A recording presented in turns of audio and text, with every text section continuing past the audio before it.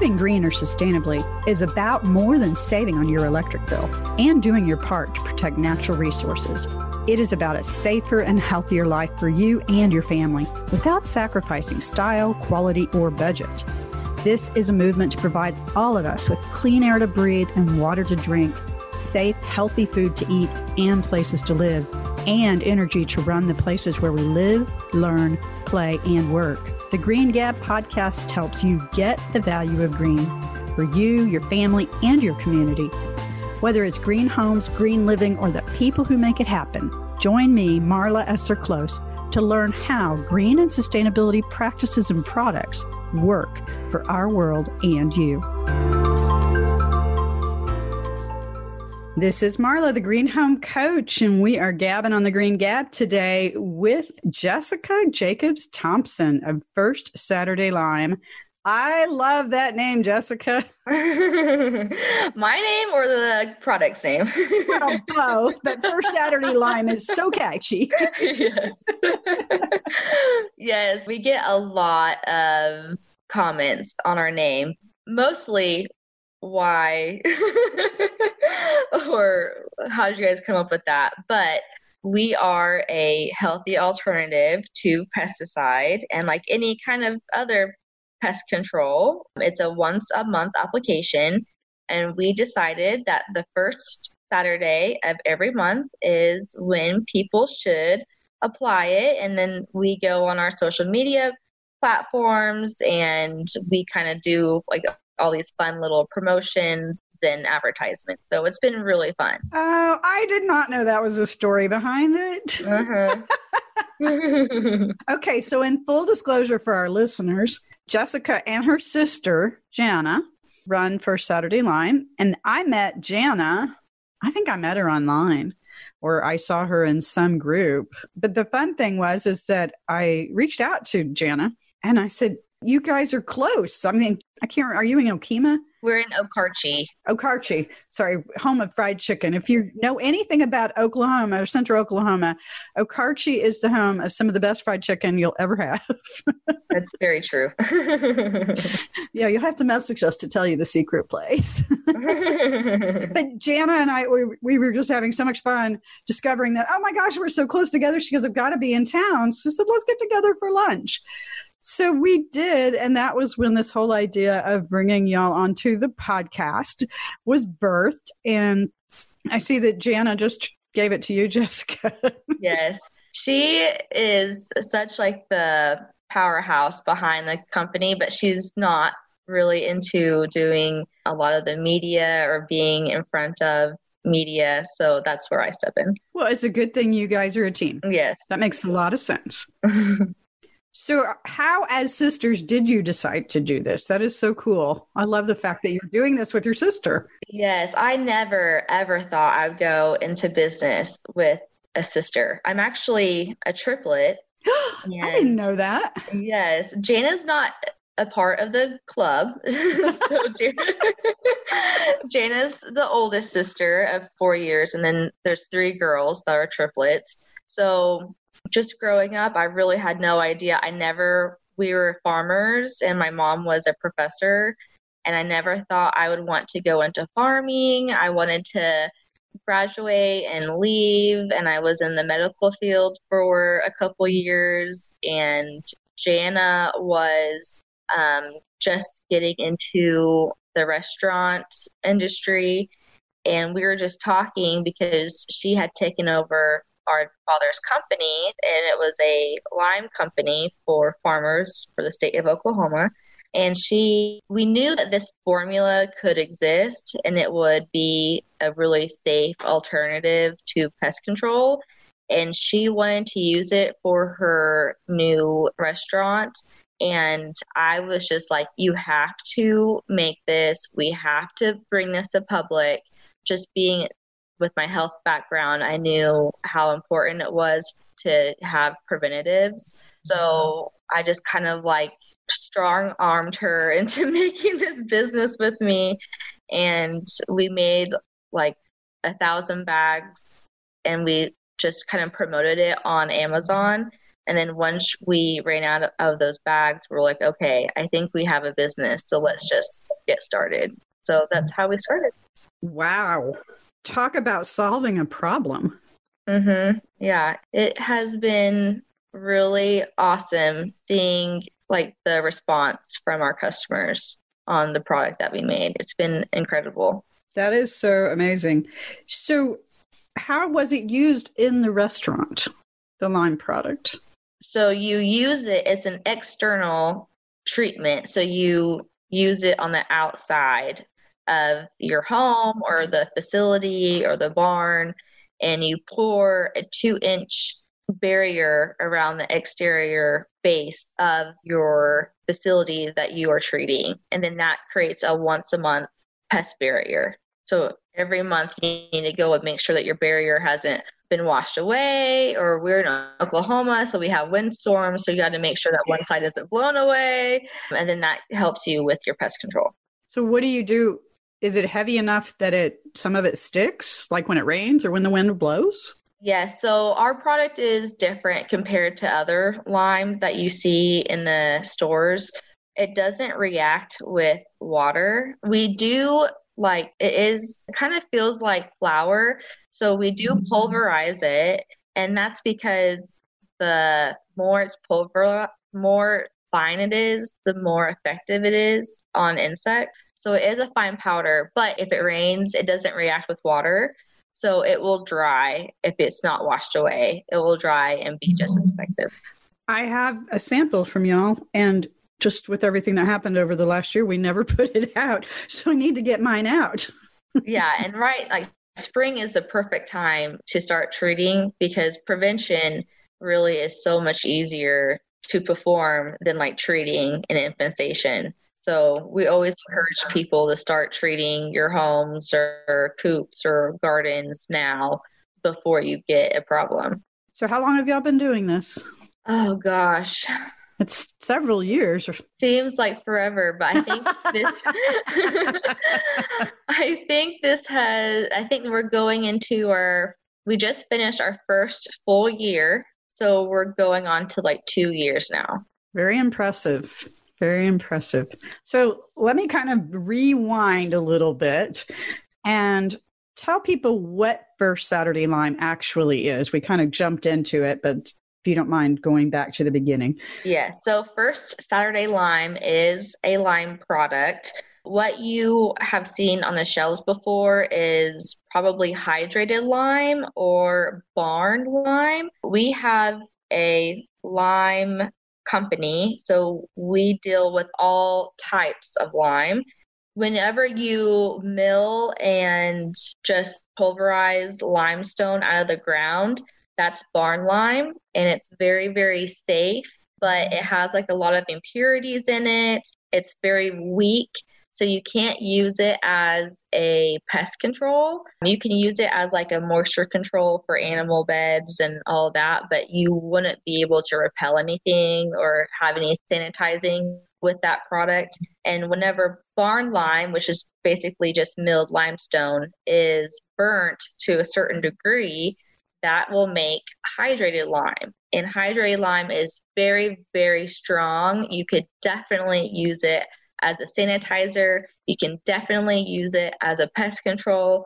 But if you touch it, or if your animals touch it, it will cause burns because it does react with water. So if you have moisture on your skin, which everyone does, if an animal licks it or touches it, it's going to have a chemical reaction and it cause burns.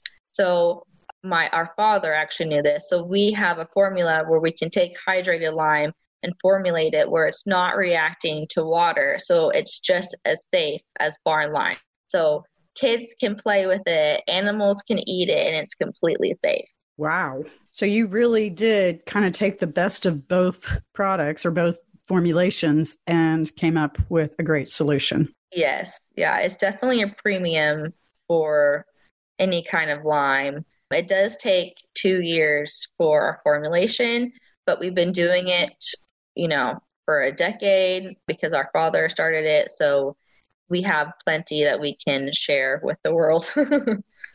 I love this whole idea of preserving what was created inside of the family and in the farm industry. And it's so important connection to our land. And I love that y'all embody that. Yeah. Yeah. Well, hey, we're at a really great spot to take a quick breather. So y'all hang on and we'll be right back. Hey, this is Marla Cloche, the Green Home Coach, and I am the author of Living Green Effortlessly, Simple Choices for a Better Home.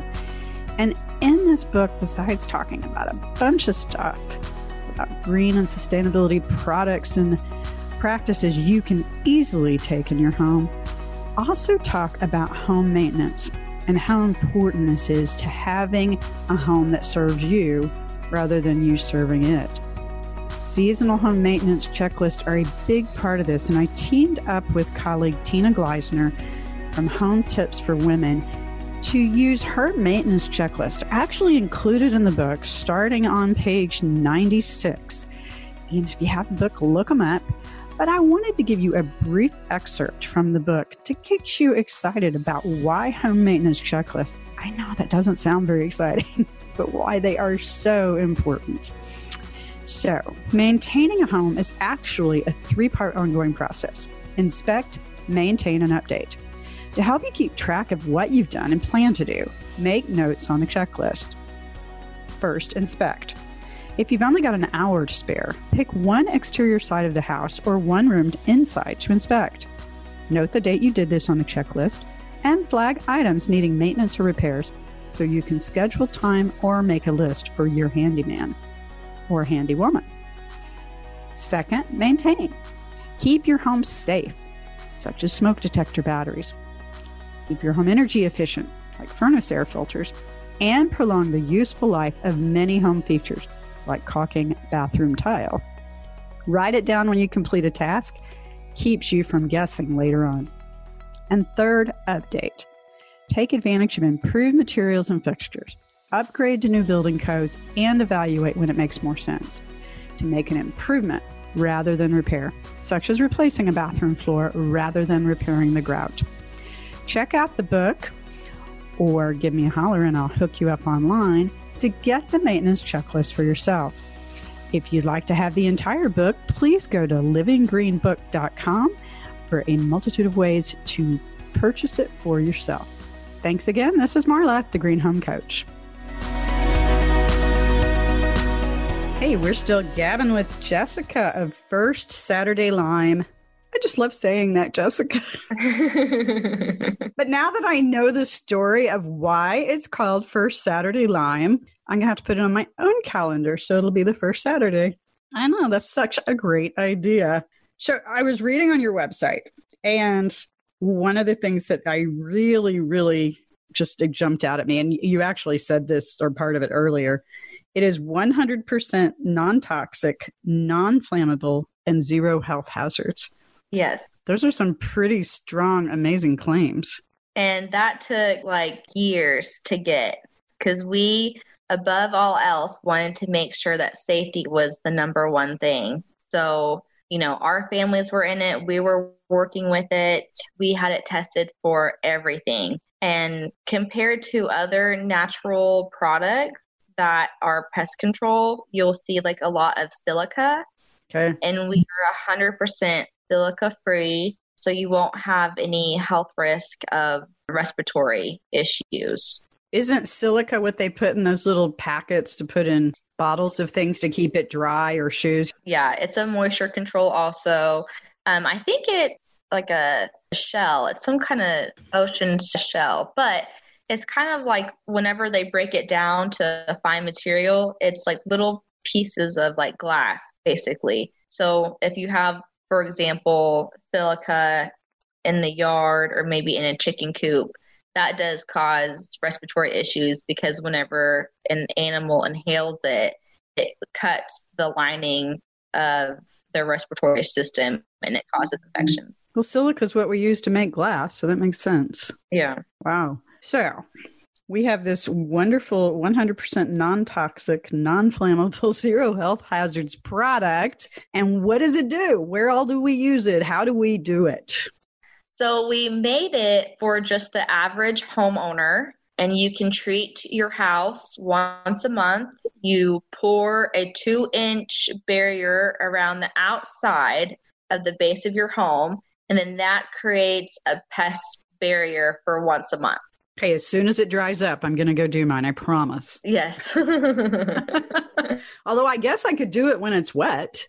I mean, you really can. And then, like, for example, with people with pets that want a pest control that is all natural and easy, we also recommend people putting it in a yard spreader on the lowest setting, and you can treat your whole yard. So that's going to give your pets protections of fleas and ants and ticks. And we recommend that being once a month, because it's treating not only the insects, but also the larvae that could be lurking in grass and shadow places and moisture spots. So you could use this instead of a chemical pesticide in your yard.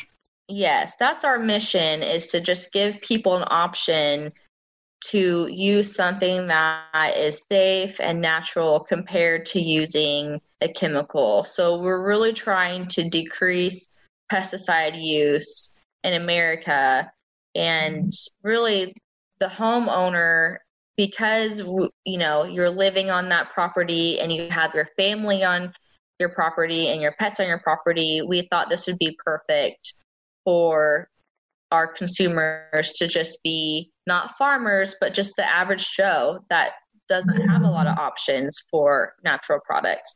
So just in case our listeners don't know, a lot of the synthetic chemicals or the derived chemical pesticides that we use have a lot of toxic ingredients.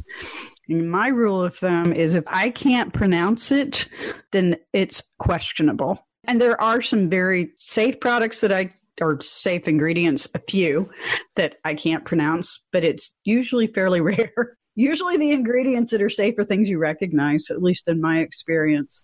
So, and if you've got a pesticide that you're using in your yard that says, wear a mask, wear gloves, and has skull and bones on it, you're putting that in your yard or around your home or spraying it in the air you breathe for everybody in your home to experience.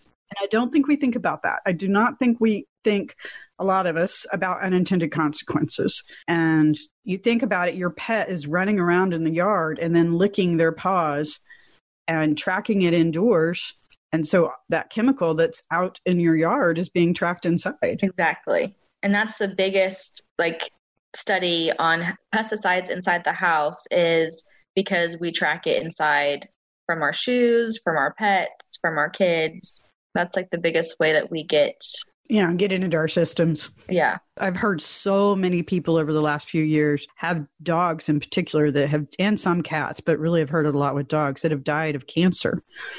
And I have not read any studies about this, but I have to wonder about the correlation between all the products we're using on our yards and in and around our homes and cancer. I mean, because we do know some of these ingredients are linked to cancer. So, and right now it's pre-emergent season here in Oklahoma City. So I'm watching everybody get their yards sprayed with pre-emergents. So pre-emergent's a weed control, not a pesticide. So we need to look for alternatives. That'll be another podcast, folks. I'll go find that. But if you used a natural approach to fertilizing, which actually I've heard of some things that I want to research more, but I've heard of some cool things like molasses. That one I've got to go check out. But you could use this First Saturday lime as your pesticide treatment, as a natural pesticide treatment, and then have some other treatment that's a natural fertilizer. Yes. And that is a way you can drastically reduce the chemicals in your yard.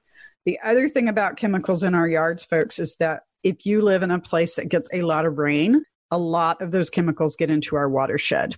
And then they get into our aquifers, and they get into our rivers, and they eventually get into the ocean. Exactly. And all those chemicals add up. One household may not do that much, but when you look at hundreds of homes in a neighborhood and then thousands of homes in a city, that all adds up a lot. Mm-hmm. It does. So I love the fact that you are a solution to help people stem that tide. Yeah. And they don't have as many studies for, runoff and, dogs and families yet, but I think we're really starting to take notice because of our bee population. They're starting to realize it's not, a majority of it is not farmers. It's actually, our practices as just residents and what we're using in our gardens and our yards and how that's affecting the bee population. I read not about bees, but a friend of mine is an avid monarch butterfly fan. And he posted a really interesting article that said due to all of the rain in certain parts of the country, the farmers couldn't plow under the milkweed, and it helped the monarch population to grow. So talk about unintended consequences and things, how they work together. It was just fascinating.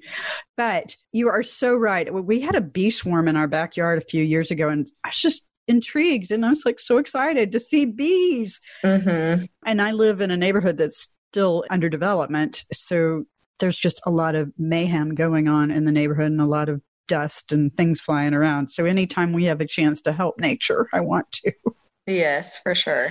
But you're right. I think so many of us think of our yards aesthetically, how they look versus how well they work for ourselves and how we integrate with nature through our backyards.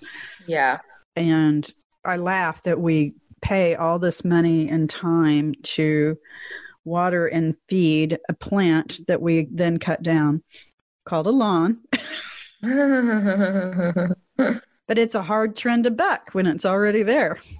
Yes, for sure. And doing something different. So if you've got a yard and you don't, you're not ready to go, well, even if you do want to go to a garden, I guess you could still use First Saturday Lime even in a garden to control pests. Oh, yeah. Yeah, for sure. We have a lot of gardeners. I mean, they're the one step below farmers that use it in Oklahoma. So we have a lot of organic gardeners that use our product. Oh, my goodness. Okay, I have a few more questions for you, but let's take a quick breather and we'll be right back. 5 myths of green homes are 5 things that you probably believe about green homes that may be costing you thousands of dollars. Which myth do you hear the most? Get your copy of 5 Myths at greenhomecoach.com and click on the button for 5 Myths of Green Homes. You can also connect with me on Facebook at Green Home Coach and let me know the green home myth you hear the most. I'll also share tips, products, and resources.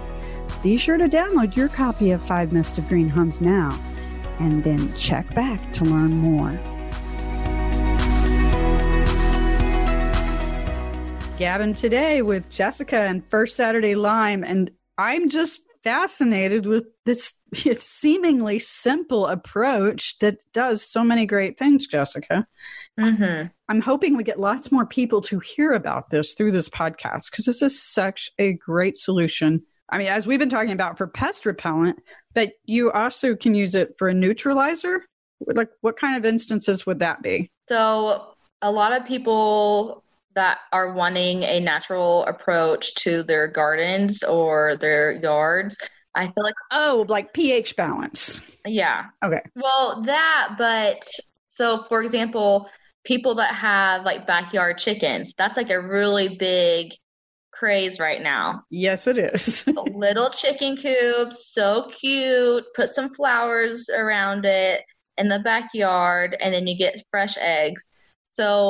But chickens, like, they are so cute, but they stink and they go to the bathroom and it's all in their bedding. Since our product is a strong desiccant, it is a moisture control. It does do some sanitizing processes. So whenever you're treating any animal bedding, it is neutralizing any, high pH levels from the pneumonia after they go to the restroom or their urine, and it's creating a safer environment for them. So you're not only controlling the moisture, but you're controlling bacteria buildup, you're controlling odor, you're controlling the pneumonia that's in there. And that has been such a big use for our product is the backyard chicken owners, because you're not only repelling insects like mites and lice that love chickens, but you're absorbing all of the nasty bacteria that comes along with chickens and eggs. So the neutralizer, deodorizer capabilities really kind of go hand in hand, it sounds like. Yes. Okay. So I assume you could even just put it in your pet's bed. Is that a use? We try not to have it in like an inside product. So if you have like a dog house, it's perfect for the dog house or the cat house.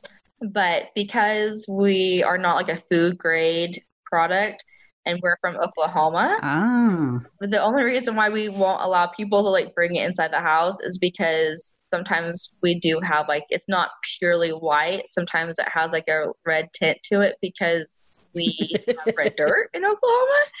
Yeah. And for you guys that aren't familiar with it, it is red clay dirt. Yes. So we don't want someone to put it on like their white carpet when they're trying to like clean up a cat problem and, you know, have it stained. So that's the only reason why we recommend it for it being outside. Okay. So the other use that I found on your website was as a soil enhancer. Yes. So like with any other lime product, it's going to be a soil amendment for the pH levels. And it will raise pH, but it will only go to a level 7. So we do recommend, you know, testing your soil pH before applying it for a pH amendment.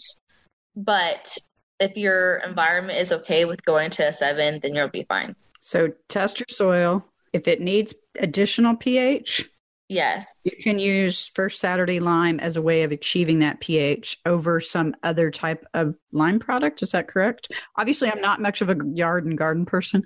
I'm still learning. Ay. So are there any other uses that you know of people doing that have been different than these? Oh, people use it in water troughs to control algae and mosquito larvae buildup. Because you are treating the pH levels, it's going to keep the water clearer for longer. So anywhere you have standing water in your yard or property, you could use this? Yes. Mm-hmm. It's going to help. Because mosquitoes are no bueno. Yes. And a lot of people use this in our bird baths. It's completely safe for the bird to touch. It's completely safe for animals to drink out of. So it's been a really great alternative. Ooh, my bird bath is going to get some. Because I always get so concerned about the mosquitoes being so bad. Yeah, especially in Oklahoma. It just, within a week, you can really tell a difference if you don't treat it. Okay, I am really excited to go get my bag and get it out and see how this works. And at any rate, I feel bad that I haven't tried it already, but I so appreciate the opportunity to give all of you guys my feedback once we see how fabulous it is in our own house. And since most of the products that I have on Everyday Green Home, we use, or friends of ours or people we know use and recommend, this is one more that we're going to add to our routine. Yeah, awesome. So thank you. No, thank you. Okay, so you hinted at chickens. And I know that you and Jana go to trade shows. Mm-hmm. I'm imagining several times a year. Mm-hmm. So do you take the chickens with you? Well, our first show was in Las Vegas. And Jana is the kind of person where, like, she has to have, you know, like the certain kind of lighting for your booth. And she's very particular. And I'm the kind of person, I just show up and I'm talking is enough. So she really wanted chicks to be at the show. And I was like, no, that sounds too hard. We were like, you know, we have a hotel like that and we had to travel with them back. I don't know what we're going to do. But she just, like, the first day we got there, we set up our booth at the National Hardware Show. And then she went to, like, a store, like a Tractor Supply, and she got 2 chicks. And then that was going to be, like, you know, something that's chirping and causes, like, attention so people come to our booth. And really, chicken people, if they see a chicken within, like, you know, a mile, they're like gravitate towards it. So it was really nice to have that attention for the booth, but like we couldn't just leave them there whenever the show was over. So we had to like sneak them into the hotel room every night. And they were smaller, they were chicks. So, they needed the proper heating and all of that, which we didn't have at that time. And we're in a hotel room and we don't have like bedding. So like the chicks had to like sleep in the same bed as me. So they would like get my heat. I was like, I have a really, really crazy visual right now. Yeah, it's like, and they don't have diapers on. I was so mad at her. I was like, you sleep with the chicks tonight. And she's like, no, they're gross. And I was like, oh my gosh, well, they have to have heat. So whenever we would like go to or from the hotel, we had to like go in the elevator. And they're cheeped, like just chirped all the time, like all day. They're just chirping. And then people would be like, what is that? And I was like, I don't know. I think there's like a bird in here. Oh my gosh. So whenever the show was done, it was like 3 days. And then we had to go home. And it was just when there was like a big issue with all the airlines was really cracking down on animals flying in the pit with you, or in the, what do you call that? The cabin with you. So we had to get we tried our hardest to find someone to get the chicks to raise them in Las Vegas, but of course we're in Las Vegas, so that did not work. We could not find anyone to take these chicks. I was like, we have to take them home. I don't know how we're going to do it. So they won't allow livestock on the plane, and chickens are technically livestock. So we go to the airport and we're just going to wing it. We just have to do something. I don't know what we're going to say. So they're like, we said we came, we got to the show. Now we're going home and we have to bring home our chicks. And they're like, chicks? They're like chickens? And we're like, they're more like show chicks. And thank goodness the employees at the airline, they've never seen a farm animal, I guess, in their life. But they're like, let me see. And they're like, oh my gosh, that's a show chick. They're like, everyone come here, look at this show chick. And we're like, it's a chicken, And then like a custodian came by and he was like, that's a chicken. And we're like, no, it's not. It's a show chick.